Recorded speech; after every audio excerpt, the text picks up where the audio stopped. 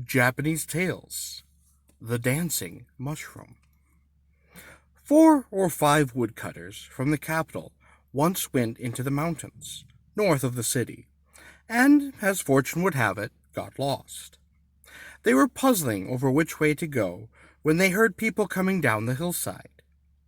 Who could they be? 4 or 5 nuns, singing and dancing their way along, as jolly as you please. The woodcutters took fright.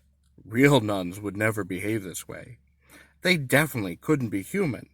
No, they must be a tengu, or demons of some sort.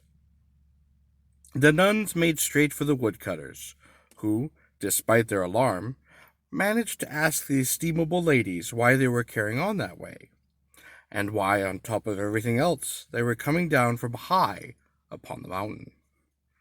"Oh dear, all our dancing and singing must have rather frightened you," the nuns replied. "You see, we're nuns from such and such a convent. We all went into the mountains to pick flowers for the altar, and then we got completely lost. When we noticed some mushrooms, we realized we were quite hungry. Of course, we realized the mushrooms might be poisonous, but we decided we might as well go and eat them and starve. They tasted good, but then we began dancing. We didn't mean to dance, you see. We just found ourselves doing it. We were quite surprised." The startled woodcutters now noticed how hungry they were. The nuns had kept their leftover mushrooms.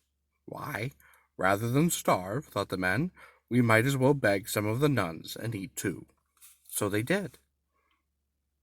As soon as they had eaten the mushrooms, they found themselves dancing. Nuns and woodcutters danced and laughed together, and when their drunken passed, they went their separate ways. Thought by what paths, no one knows.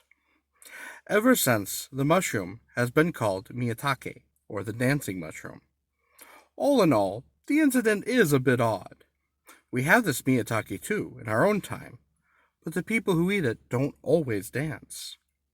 On balance, the story is quite dubious, as even those who tell it readily confess.